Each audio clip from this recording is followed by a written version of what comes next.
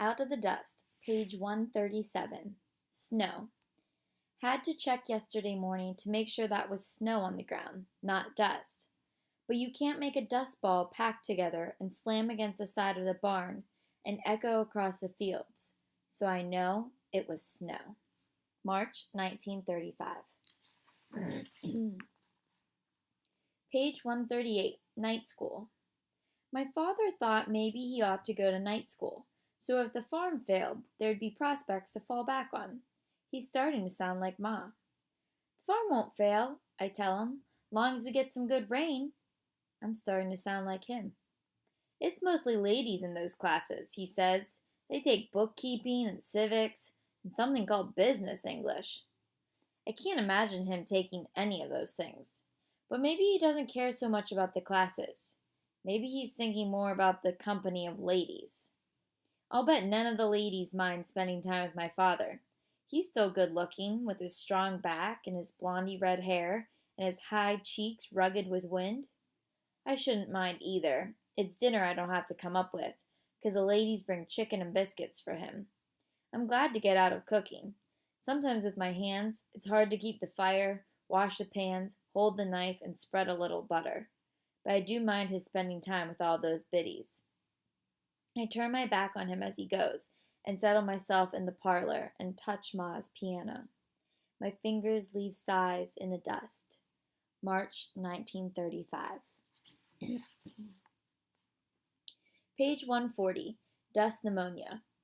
2 Fridays ago, Pete Goyman drove in with a truck full of produce. He joked with Caleb Hardley, Mr. Hardley's son, while they unloaded eggs and cream down at the store. Pete Goyman teased Caleb Hardley about the Wildcats losing to Hooker. Caleb Hardley teased Pete Goyman about his wheezy truck sucking in dust. Last Friday, Pete Goyman took ill with dust pneumonia. Nobody knew how to keep that produce truck on the road. It sat, filled with turkeys and heavy hens, waiting for delivery. It sat out in front of Pete's drafty shack, and sits there still, the cream curdling, the apples going soft. Because a couple of hours ago, Pete Goyman died. Mr. Hardley was already on the phone to a new produce supplier before evening. He had people in his store and no food to sell them. His boy, Caleb, slammed the basketball against the side of the house until Caleb's ma yelled for him to quit. And late that night, a truck rattled up to the store with colored springs, dozens of hens, filthy eggs, and a driver with no injuries whatsoever in young Caleb Hardley or his precious Wildcats. March 1935. Page 142, Dust Storm. I never would have gone to see the show if I had known a storm like this would come. I didn't know when going in, but coming out, a darker night I'd never seen. I bumped into a box beside the palace door and scraped my shins, then tripped on something in my path, I don't know what, and walked into a phone pole, bruised my cheek.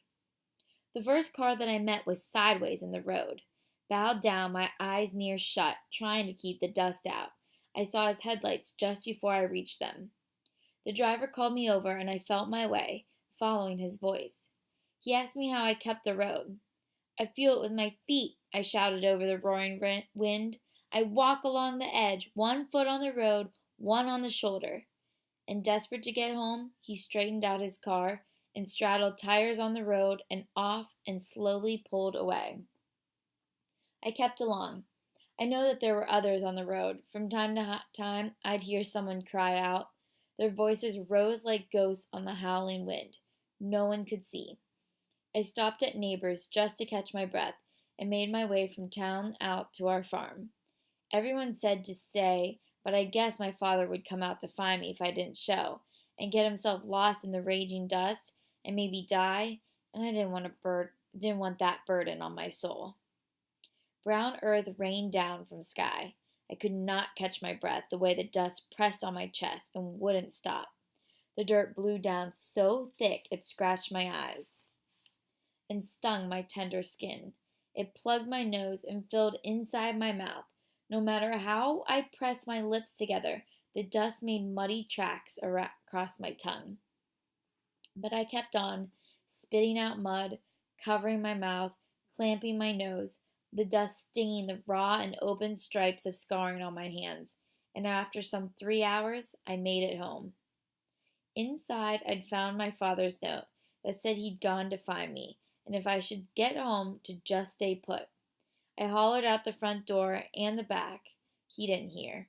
I didn't think he would. The wind took my voice and busted it into 1,000 pieces, so small the sound blew out over Ma and Franklin's grave, thinner than a sigh. I waited for my father through the night, coughing up dust, cleaning dust out of my ears, rinsing my mouth, blowing mud out of my nose. Joe de la Flor stopped by around 4 to tell me they found one boy tangled in a barbed wire fence, another smothered in a drift of dust. After Joe left, I thought of the famous Lindberghs and how their baby was killed and never came back to them. I wondered if my father would come back. He blew in around 6 a.m. It hurt, the sight of him, brown with dirt, his eyes as red as raw meat, his feet bruised from walking in worn shoes, stepping where he couldn't see, on things that bit and cut into his flesh. I tried to scare up something we could eat, but couldn't keep the table clear of dust. Everything I set down for our breakfast was covered before we took a bite. And so we chewed the grit and swallowed, and I thought of the cattle, dead from mud in their lungs, and I thought of the tractor, buried up to the steering wheel, and Pete Gooman, and I couldn't even recognize the man sitting across from me, sagging in his chair, his red hair gray and stiff with dust, his face deep lines of dust, his teeth streaked brown with dust. I turned the plates and glasses upside down, crawled into bed, and slept. March 1935. Page 147. Broken Promise. It rained a little everywhere but here. March 1935. Page 148. Motherless. If Ma could put her arm across my shoulder sometime, or stroke back my hair, or sing me to sleep, making the soft sounds, the reassuring noises, that no matter how brittle and sharp life seemed, no matter how brittle and sharp she seemed, she was still my Ma who loved me, then I think I wouldn't be so eager to go. March 1935. Page 149, following in his steps. Hayden Parley Nye's wife, Fonda, died today, 2 months after she lost her man. The cause of death was dust pneumonia, but I think she couldn't go on without Hayden. When Ma died, I didn't want to go on either. I don't know. I don't feel the same now, not exactly. Now that I see that one day comes after another, and you get through them one measure at a time. But I'd like to go, not like Fonda Nye. I don't want to die. I just want to go away, out of the dust. March 1935.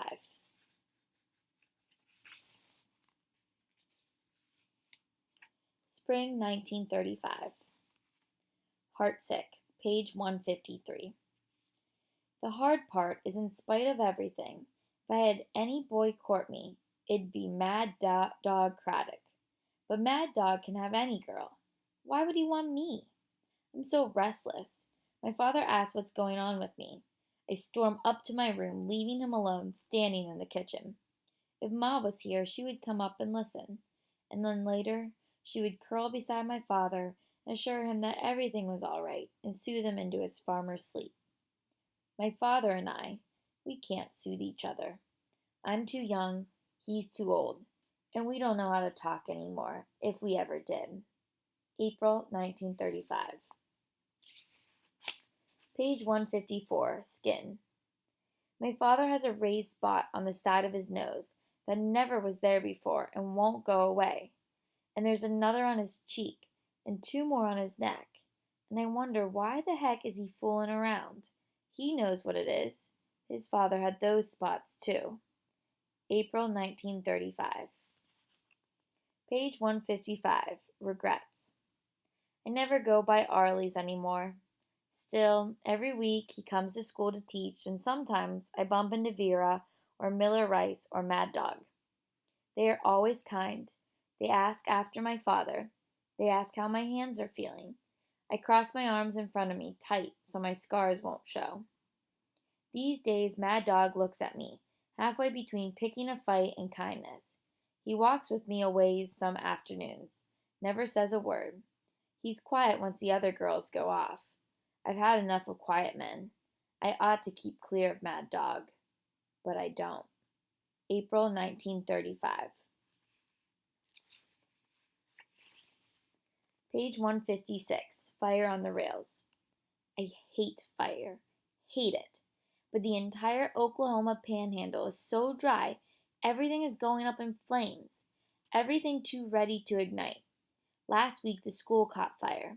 Damage was light, on account of it being caught early. Most kids joked about it next day, but it terrified me. I could hardly go back in the building. And this week, 3 boxcars in the train yard burned to ash. Jim Goyne and Harry Kessler spotted the fire, and that was a miracle considering the fierceness of the dust storm at the time. The fire boys tore over, but they couldn't put the blaze out without water, and water is exactly what they didn't have. So they separated the burning cars and moved them down a siding, away from any little thing that might catch if the flames hopped. It was all they talked about at school. The dust blew, they say, so you'd think it would have smothered the fire out.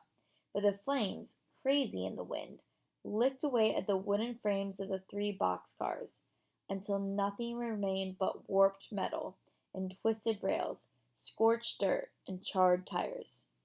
No one talks about fire right to my face. They can't forget how fire changed my life, but I hear them talking anyway.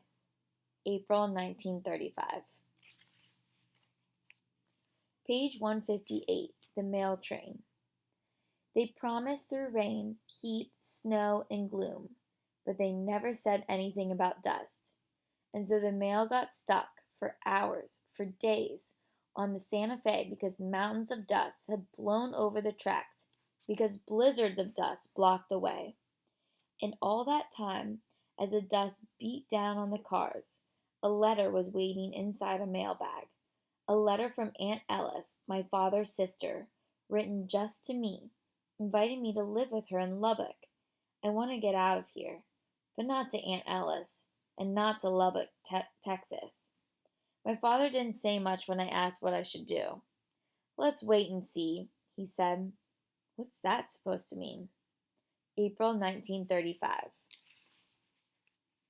Page 160. Migrants. We'll be back when the rain comes, they say, pulling away with all their own, straining the springs of their motor cars. Don't forget us. And so they go, fleeing the blowing dust, fleeing the fields of brown-tipped wheat, barely ankle-high, and sparse as the hair on a dog's belly. We'll be back, they say, pulling away toward Texas, Arkansas, where they can rent a farm, pull in enough cash, maybe start again. We'll be back when it rains, they say, setting out with their bed springs and mattresses, their cook stoves and dishes, their kitchen tables and their milk goats tied to their running boards, in rickety cages, setting out for California, where even though they say they'll come back, they just might stay if what they hear about that place is true. Don't forget us, they say. But there are so many leaving. How can I remember them all? April 1935. Page 162, Blankets of Black. On the first clear day, we staggered out of our caves of dust into the sunlight, turning our faces to the big blue sky. On the second clear day, we believed the worst was over at last. We flocked outside, traded in town, going to storms and coming out, only to find the air still clear and gentle, grateful for each easy breath. On the third clear day, summer came in April, and the churches opened their arms to all comers, and all comers came. After church, folks headed for picnics, car trips. No one could stay inside. My father and I argued about the funeral of Grandma Lucas, who truly was no relation, but we ended up going anyway, driving down the road in a procession to Texoma. 6 miles out of town, the air turned cold. Birds beat their wings. Everywhere you looked, whole flocks, dropping out of the sky, crowding on fence posts. I was sulking in the truck beside my father when heaven's shadow crept across the plains, a black cloud, big and silent as Montana, boiling on the horizon and barreling toward us. More birds tumbled from the sky, frantically keeping ahead of the dust. We watched as the storm swallowed the light. The sky turned from blue to black. Night descended in an instant, and the dust was on us. The wind screamed. The blowing dirt ran so thick I couldn't see the brim of my hat as we plunged from the truck, fleeing. The dust swarmed like it had never swarmed before. My father groped for my hand, pulled me away from the truck. We ran, a blind, pitching toward the shelter of a small house, almost invisible, our hands tight together, running toward the ghostly door, pounding on it with desperation. A woman opened her home to us, all of us, not just me and my father, but the entire funeral procession. And one after another, we tumbled inside, gasping, our legs burning for want of air. All the lamps were lit against the dark. The house, dazed by dust, gazed weakly out. The walls shook in the howling wind. We helped tack up sheets on the windows and doors to keep the dust down. Cars and trucks unable to go on, their ignitions shorted out by the static electricity, opened up and let out more passengers who stumbled for shelter. One family came in, clutched together, their paw divining the path with a long wooden rod. If it hadn't been for the company, this storm would have broken us completely, broken us more thoroughly than the plow had broken the Oklahoma sod, more thoroughly than my burns had broken the ease of my hands. But for the sake of the crowd and the hospitality of the home that sheltered us, we held on and waited, sitting or standing, breathing through wet cloths as a fog of dust filled the room and settled slowly over us. When it let up a bit, some went on to bury Grandma Lucas, but my father and I, we cleaned the thick layer of grime off the truck, pulled out of the procession and headed on home, creeping slowly along the dust-mounded road. When we got back, we found the barn half covered in dunes. I couldn't tell which rise of dust was Ma and Franklin's grave. The front door hung open, blown in by the wind. Dust lay 2 feet deep in ripply waves across the parlor floor. Dust blanketed the cook stove, the icebox, the kitchen chairs, everything deep in dust, and the piano buried in dust. While I started to shovel, my father went out to the barn. He came back, and when I asked, he said the animals weren't good. And the tractor was dusted out, and I said, it's a wonder the truck got us home. I should have held my tongue. When he tried starting the truck again, it wouldn't turn over. April 1935. Page 168, The Visit. Mad Dog came by to see how we made out after the duster. He didn't come to court me. I didn't think he had. We visited more than an hour. The sky cleared enough to see Black Mesa. I showed him my father's pond. Mad Dog said he was going to Amarillo to sing on the radio, and if he sang good enough, they might give him a job there. You'd leave the farm? I asked. He nodded. You'd leave school? He shrugged. Mad Dog scooped a handful of dust like a boy in a sandpit. He said, I love this land, no matter what.